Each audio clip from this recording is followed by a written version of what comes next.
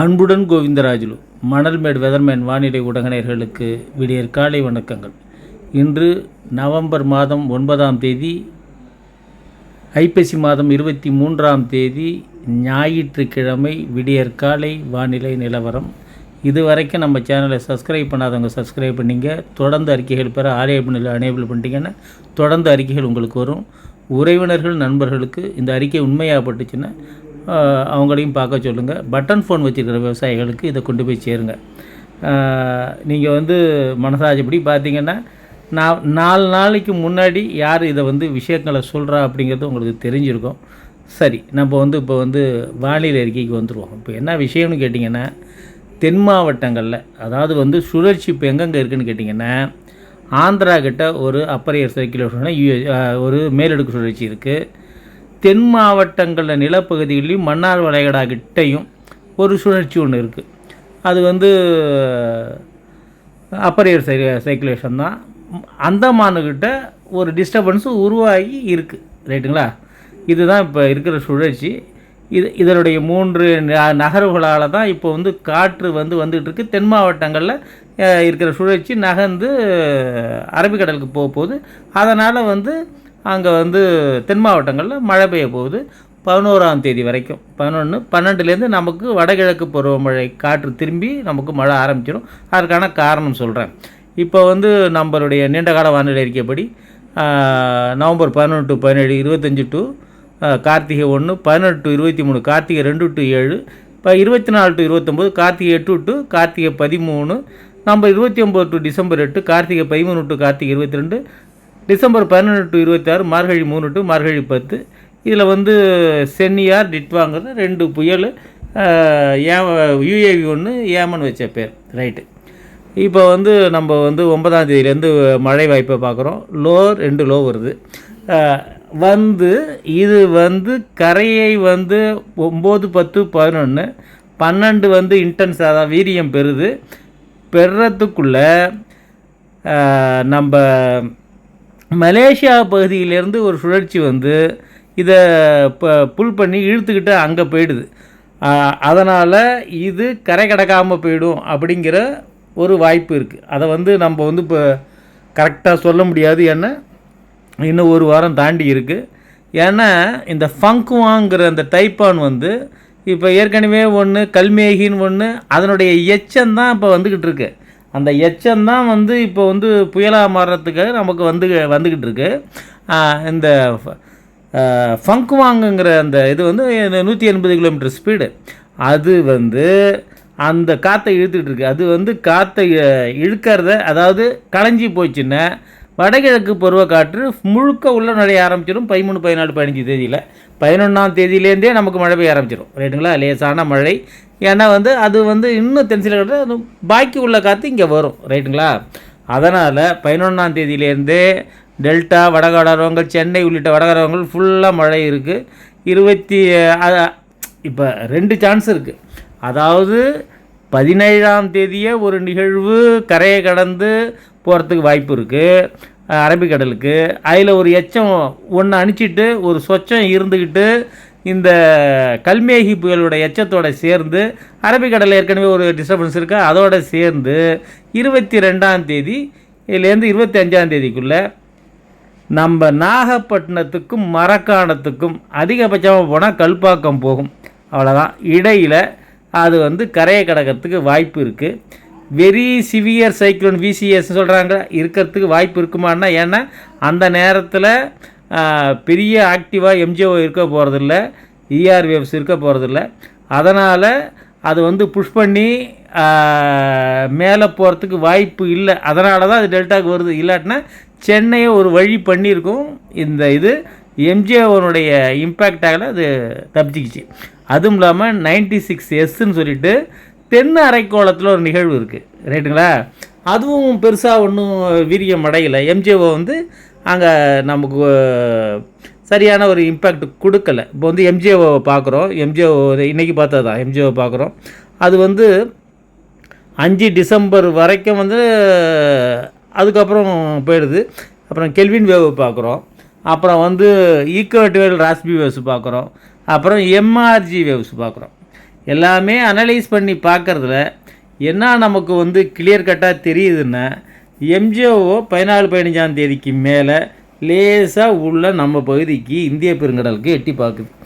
அதனால் ஆனால் 4வது ஃபேஸ்லாம் இருந்துச்சுன்னு வச்சுங்க, இதை தூக்கி அநேகமாக வந்து பூஸ்ட் பண்ணி வெரி சிவியர், அதாவது வந்து ஒரு தீவிர புயலாக அது வந்து சென்னை அருகே, சென்னையை தாண்டி சென்னைக்கிட்ட, சென்னையிலேயே கரை கடந்திருக்கும். இப்போ டெல்டா கிட்ட கரை கடக்க போகிறதுங்கிறது வந்து இது வந்து தவிர்க்கவே முடியாது.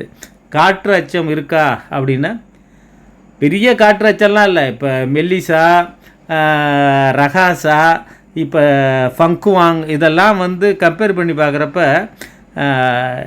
இப்போ பெருசாக ஒரு 110-120 கிலோமீட்டர் ஸ்பீடு அடிக்கும். கொஞ்சம் லேசாக காற்று பாதிப்பு இருக்க தான் செய்யும் நினைக்கிறேன். அது கிட்ட வரங்காட்டின்னு தான் தெரியும். சும்மா இல்லை பூசி முழுவதுக்கெலாம் ஒன்றும் இல்லை. டெல்டாவில் கரையை கடந்து அது போது 24ஆம் தேதி நிச்சயம். இப்போ 18ஆம் தேதி இருக்கா அப்படிங்கிறது தான் இப்போ கேள்வி. ஏன்னா ஏற்கனவே உங்களுக்கு தெரியும், வடகிழக்கு பருவமழை ஆரம்பிச்சிட்டதா 16ஆம் தேதி சொன்னப்பயே நம்ம என்ன சொன்னோம், இல்லை. ஆனால் வானிலை ஆராய்ச்சி மையம் என்ன சொன்னாங்க, அதிகாரப்பூர்வ வானிலை அறிக்கைக்கு இந்திய வானிலை ஆய்வு மையத்தை பார்க்கணும், அவங்களுடைய அரசாங்கத்தினுடைய அறிவிப்புகளை நம்ம வந்து பின்பற்றணும். அது இல்லை, இது என்னுடைய தனிப்பட்ட வானிலை அனுமானம் தானே.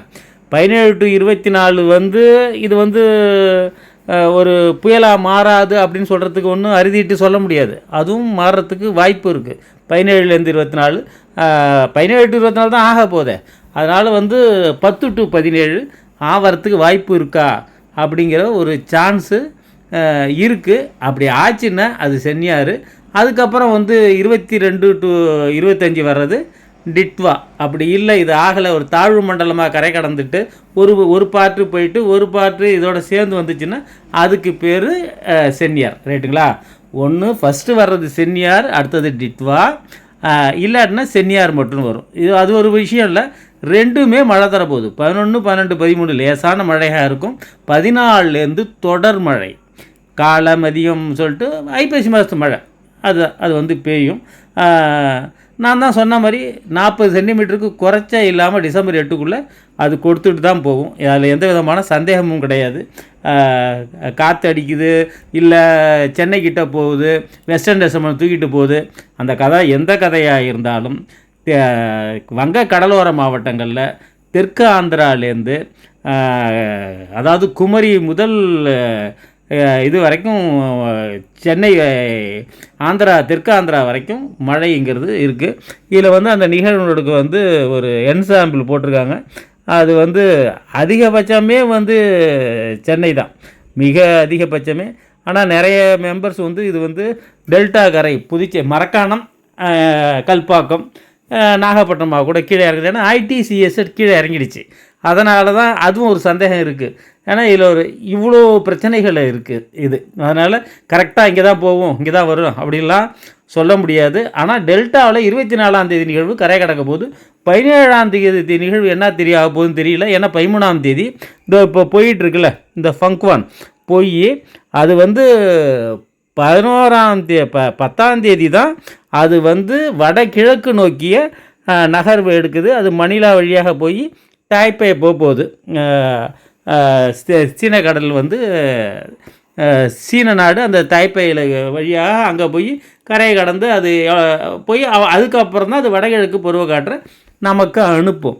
இதில் என்ன பிரச்சனைன்னு கேட்டிங்கன்னா, இன்வெஸ்ட் 96S சொல்லிட்டு தென் அரைக்கோளத்தில் ஒரு நிகழ்வு உருவாக போகுது. நீராவி காற்று வரணும்னா இது என்ன பண்ணணும்னா பாதி காற்று இதை எடுத்துடும். ரைட்டுங்களா? இது பூஸ்ட் பண்ணி நமக்கு கொடுக்குமானா ரொம்ப கீழே இருக்குது, கிட்டக்கிட்ட ஜகாத்தாட்ட இருக்குது. அது வந்து நம்ம பூஸ்ட் பண்ணி கொடுக்குமா அப்படிங்கிறது சந்தேகம். ஏன்னா எம்ஜிஓவும் ஆக்டிவில் இல்லை, எம்ஆர்வேவ்ஸும் ஆக்டிவில் இல்லை. அதனால் வர்ற நிகழ்வு ஒரு சாதாரண புயலாக கரை கடந்து வர்றதுக்கும் வாய்ப்பு இருக்குது. இந்த தைப்போன் ஃபங்க்வாங் வந்து பார்த்திங்கன்னா தெரியும், 195-200 கிலோமீட்டர் ஸ்பீடு.